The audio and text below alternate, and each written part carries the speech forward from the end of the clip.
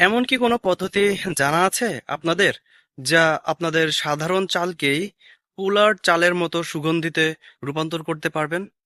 পুলার চাউল থেকে যেই রকম সুগন্ধি বের হয়, সাধারণ চাল থেকেও সেম সুগন্ধ বের হবে, বা সেই ভাতে সেই সুগন্ধটা আপনারা পাবেন।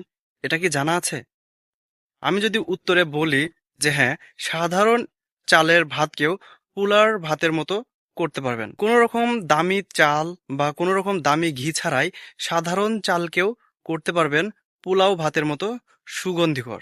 প্রকৃতির মাঝে জন্মানো এবং অবহেলায় বেড়ে ওঠা এমন একটি গাছ, যেটা আপনাদের সাধারণ চালকে পোলাও ভাতের মতো রূপান্তর করবে। মানে পোলাও ভাতে যেরকম সুগন্ধি অনুভব করেন, ঠিক সেম সুগন্ধি এখান থেকেও পাবেন। এই মুহূর্তে সামনে যে গাছটি আপনারা দেখতে পাচ্ছেন, এই গাছটা কি আপনারা চিনতে পারছেন? অনেকে হয়তোবা চিনতে পারছেন, আবার অনেকে হয়তোবা চিনতে পারছেন না। এই গাছের নাম হচ্ছে পোলাও পাতা গাছ। গাছটা সাধারণত ছোট হয় এবং ঝোপের মতো দেখতে হয়। এর পাতাগুলো লম্বা লম্বা আকৃতির হয়ে থাকে এবং এই গাছটা কিছুটা কিয়া গাছের মতো হয়। যে কোনো সাধারণ চালের ভাতকে পোলাও ভাতের মতো সুগন্ধি এনে দিতে এই গাছের পাতা ব্যাপক ভূমিকা পালন করে থাকে।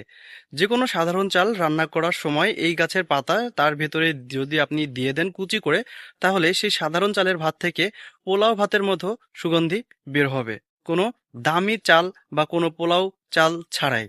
এমনকি যে কোনো ক্ষীর বা পায়েস রান্না করার সময় আপনি চাইলে এই গাছটির পাতা ব্যবহার করতে পারেন। গাছটি দেখতে অনেক সুন্দর, রান্নার পাশাপাশি আপনার বাড়ির সৌন্দর্য বৃদ্ধিতেও গুরুত্বপূর্ণ ভূমিকা রাখে। আপনার বাসার আঙিনাতে যদি এই গাছটি লাগিয়ে রাখেন, তাহলে বাড়ির সৌন্দর্য বৃদ্ধি করে এবং এসবের পাশাপাশি আপনার রান্নার কাজেও ব্যবহার করা হয়ে থাকে। তাই যে কোনো সাধারণ চালের ভাতকে পোলাও চালের ভাতের মতো রূপান্তর করতে এই গাছের ভূমিকা অনেক। অবশ্যই কমেন্টে জানাতে ভুলবেন না কার কার বাসায় এই গাছটি রয়েছে এবং কারা কারা এই গাছটিকে চিনেন বা ব্যবহার করেছেন।